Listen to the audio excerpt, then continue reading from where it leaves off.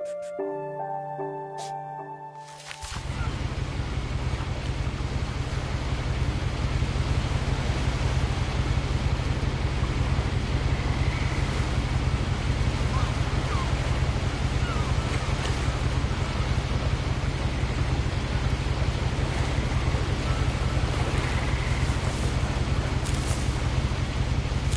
lot of this isn't going to make sense to you, and I'm sorry about that. I'm just going to start at the beginning, with the house.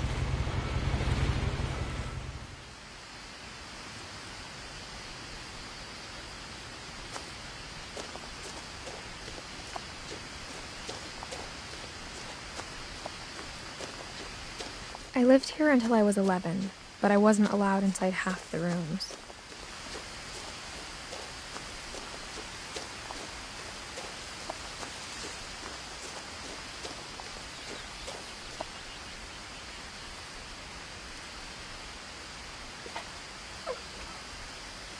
Inside the mailbox were bills from 7 years ago, marked urgent, open immediately.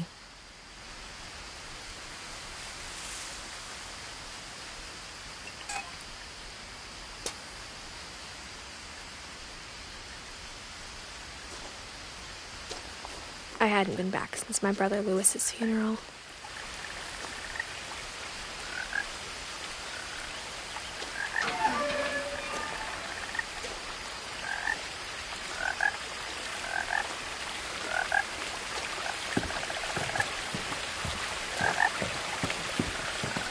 In her will, my mother left me a key, but didn't tell me what it unlocked.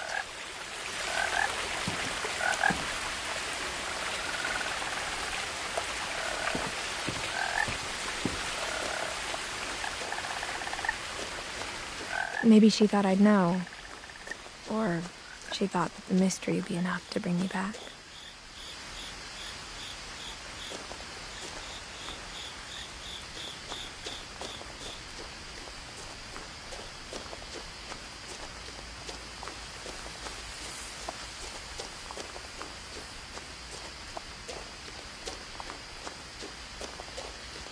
No one had driven this way in a long time, but I saw a few hoof prints.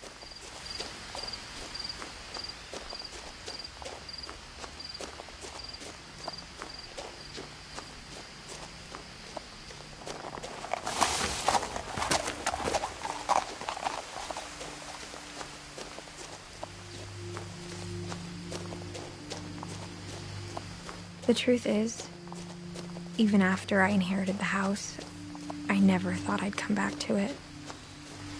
But now I had questions about my family that only the house knew the answers to.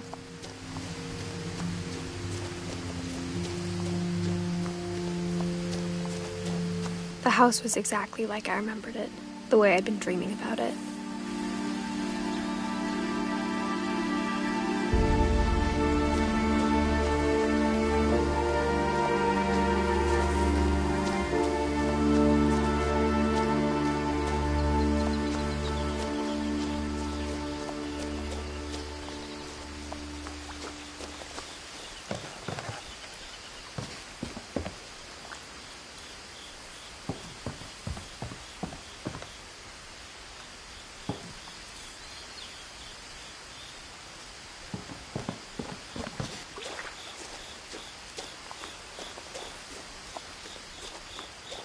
As a child, the house made me uncomfortable in a way I couldn't put into words. Now, as a 17-year-old, I knew exactly what those words were. I was afraid of the house.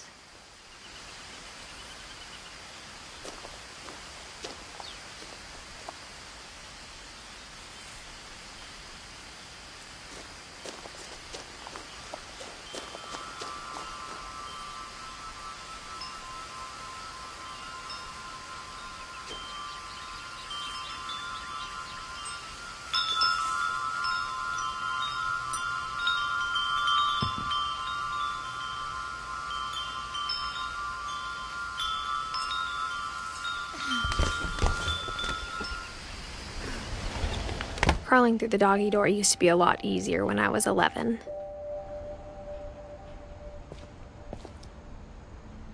The power had been turned off the night we left.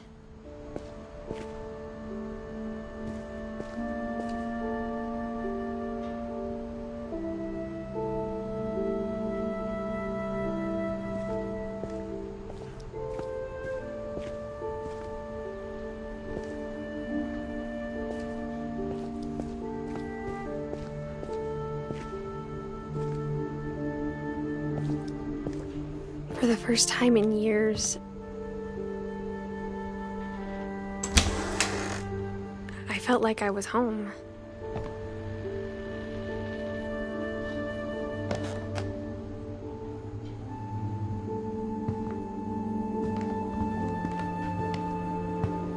But instead of a family, there were just memories of one.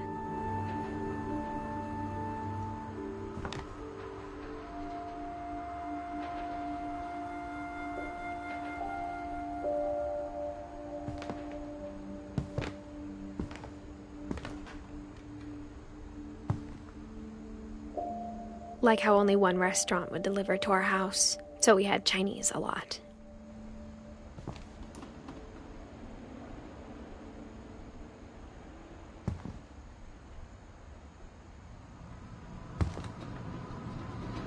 Or how after Louis started working at the cannery, we all got sick of eating salmon. Except our cat, Molly.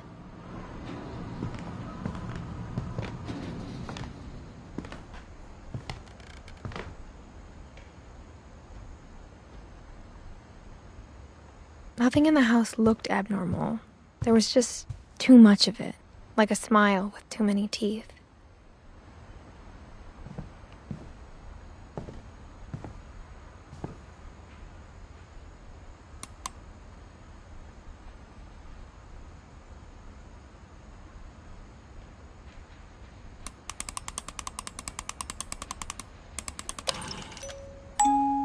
Great-Grandpa Sven built a music box for Barbara, along with the rest of the house.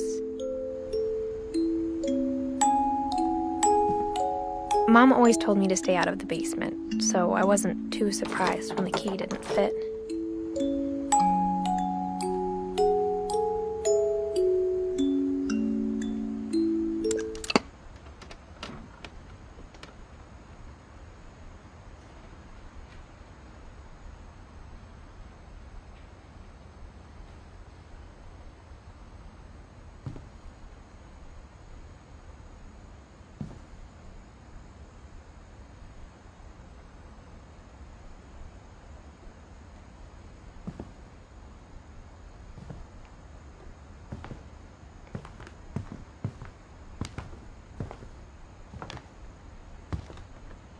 The table was still a wreck from the night we left.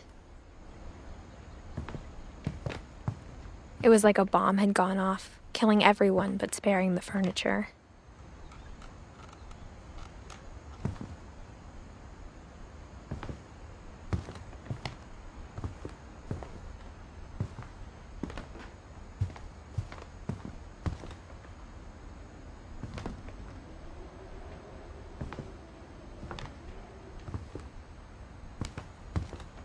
My mom was the only one of us who could imagine Great-Grandma Edie living in a nursing home.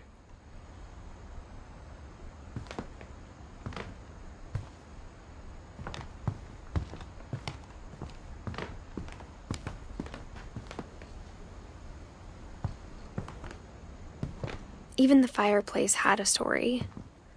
Edie told me the bricks came from the original house, after it sank.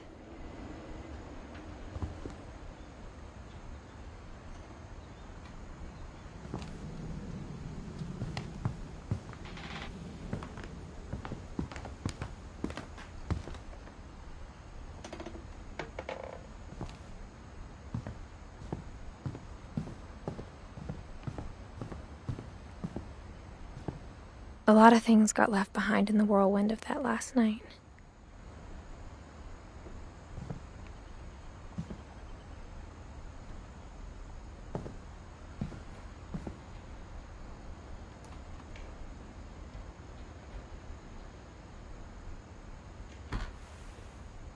Edie told me once that every Finch who ever lived is buried somewhere in the library.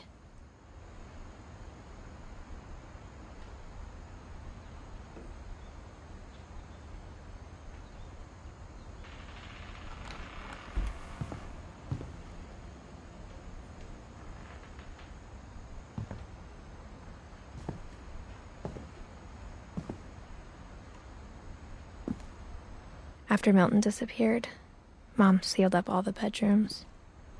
Then Edie retaliated and drilled peepholes.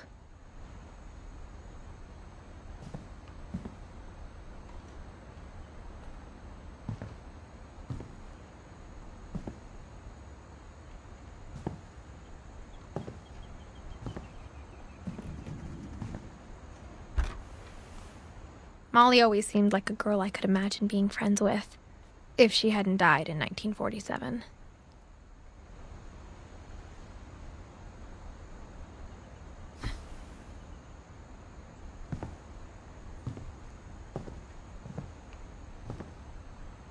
I spent a lot of time playing in Great Uncle Walter's room. I think my mom sometimes regretted not sealing it up.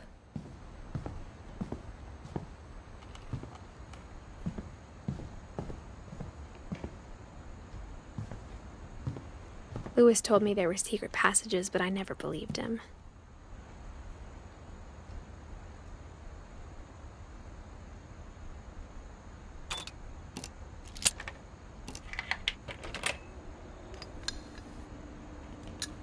Turns out, my mom was really good at keeping secrets.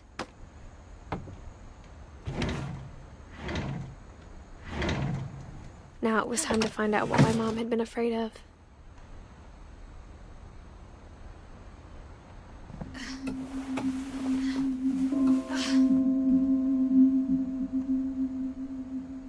From the paintings on the wall, it was clear my brother Milton had been here before me. Reading this, maybe it sounds like I had a plan.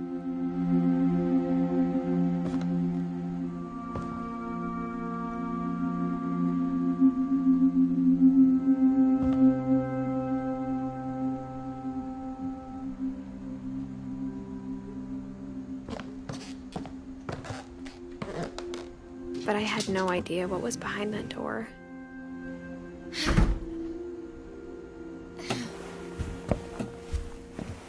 Just like I had no idea where all this was gonna lead.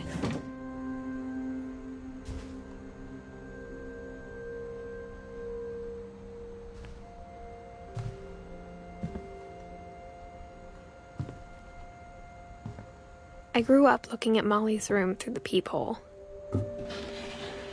Molly's gerbil had a tiny bedroom with its own even tinier gerbil cage.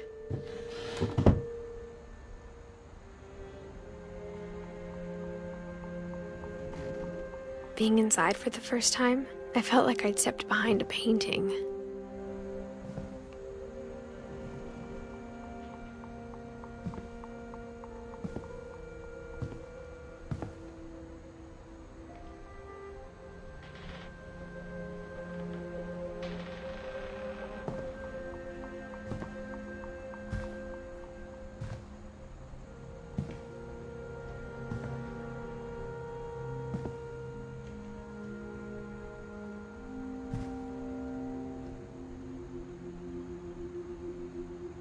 I got the sense Edie had spent a lot of time here, before my mom sealed the doors.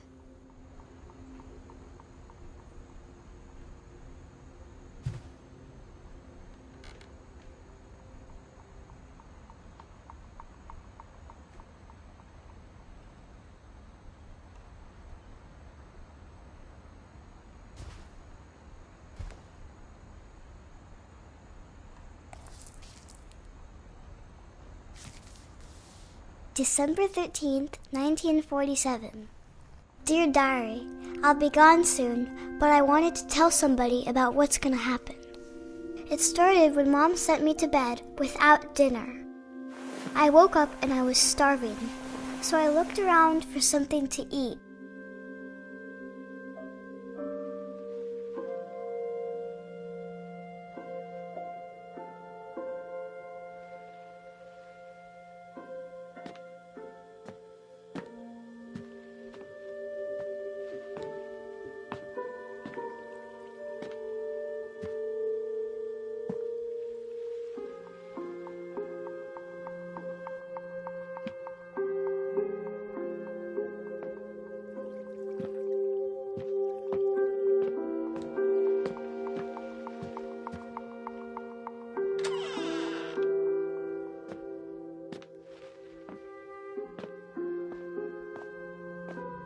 I kept eating and eating.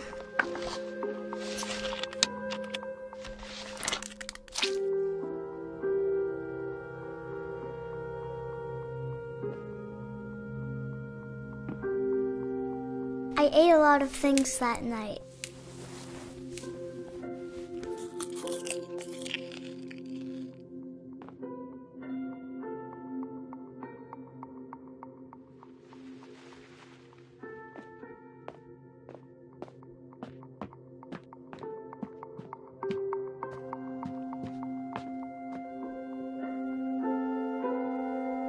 The gerbil food was dry, but I didn't mind it.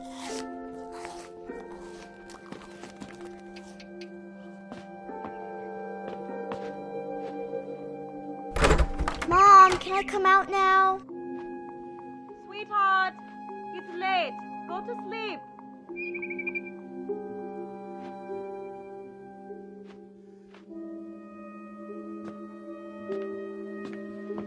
Then I heard chirping outside my window. It was a barn swallow going back to her nest. I reached out for her.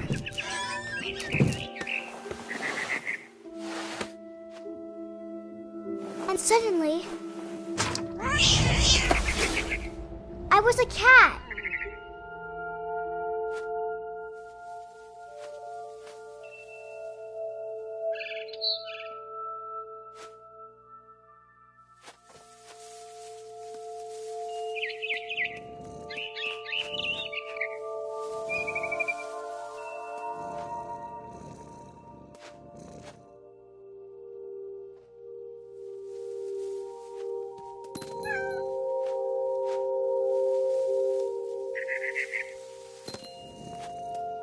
I tried to be quiet, but the bird was really scared.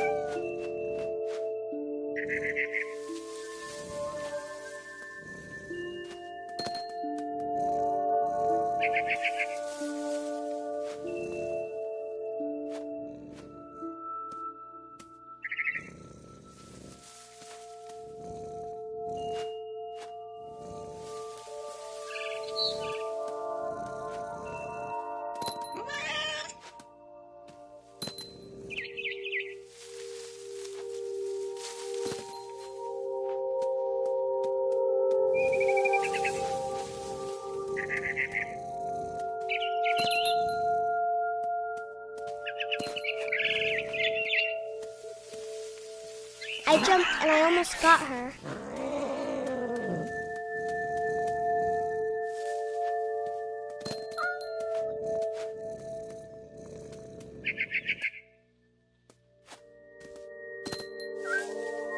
I could tell she was getting really tired. Now I was up in the big tree. I promised Dad I wouldn't climb it anymore. All I cared about was eating that mama bird.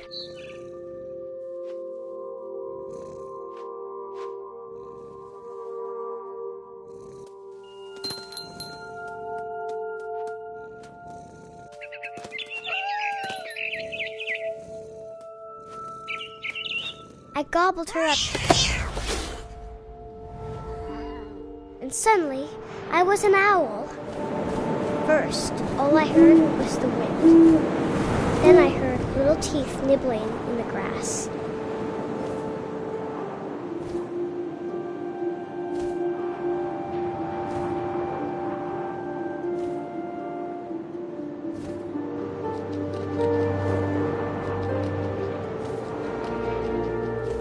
Rabbits.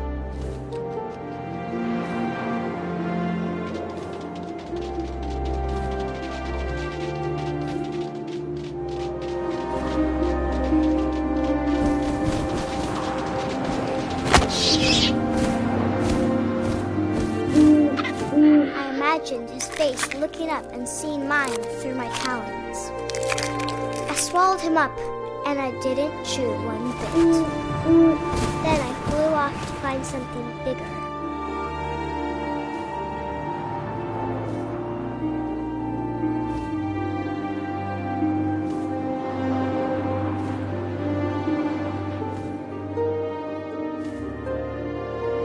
A I'm a rabbit.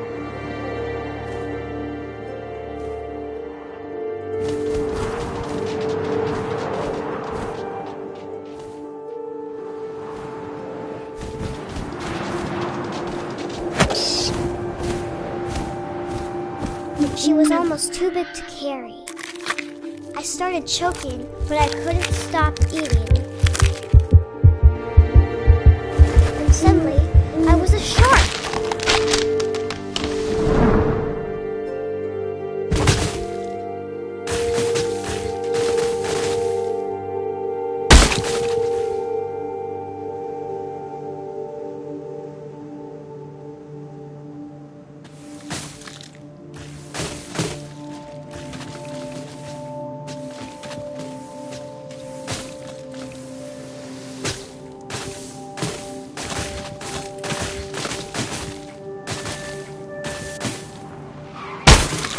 I rolled off a cliff and into the ocean. Now, I was hungrier than ever.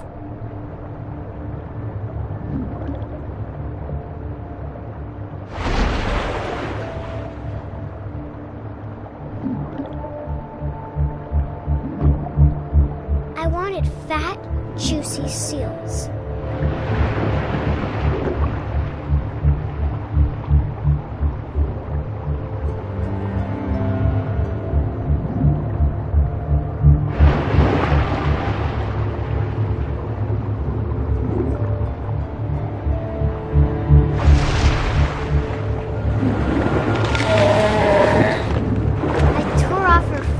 And it tasted really good.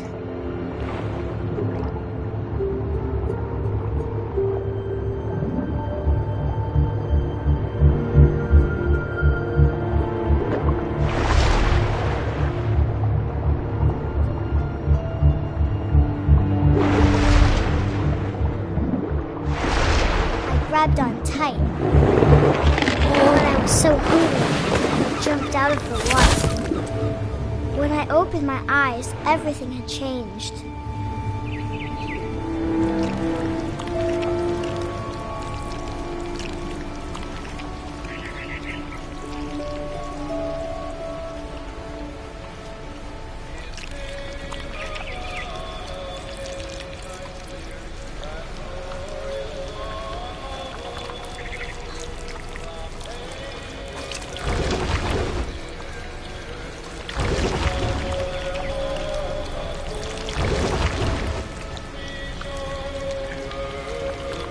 Now I was a monster, and I smelled people everywhere.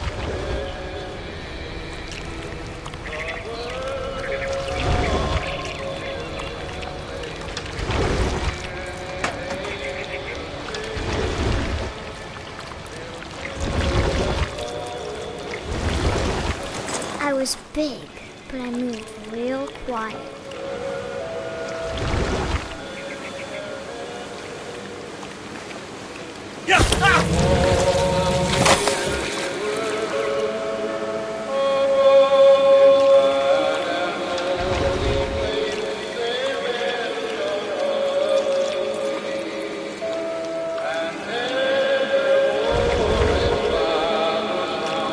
I wanted to stop, but also I didn't.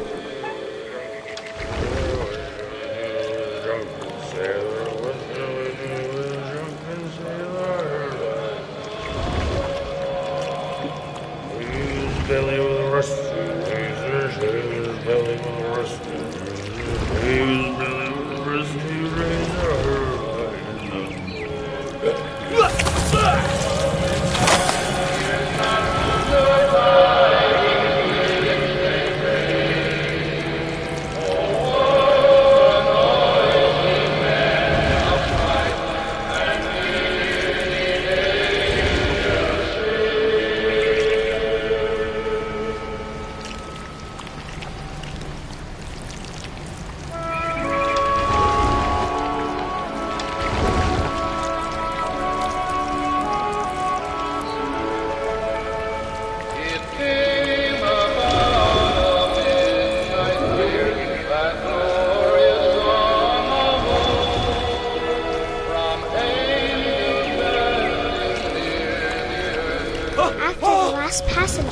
I was still hungry. And to cross the water, I smelled something new. Something I had to have, so I swam towards it.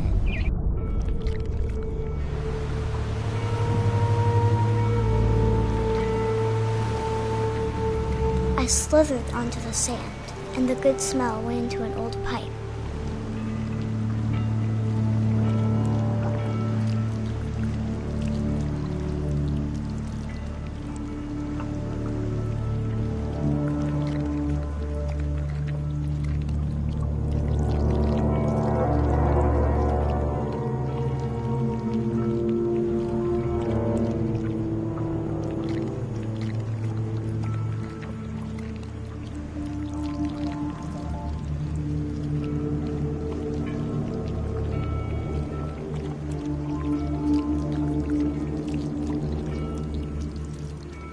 I got closer and closer.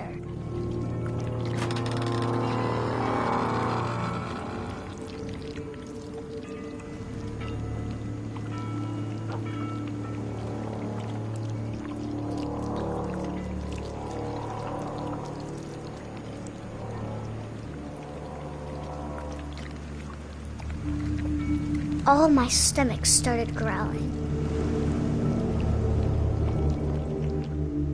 And suddenly, I was me again. I held my breath for a long time, but I couldn't hear anything. I think it's waiting for me to fall asleep. But it's not going to wait much longer. It needs to feed, and we both know I will be delicious.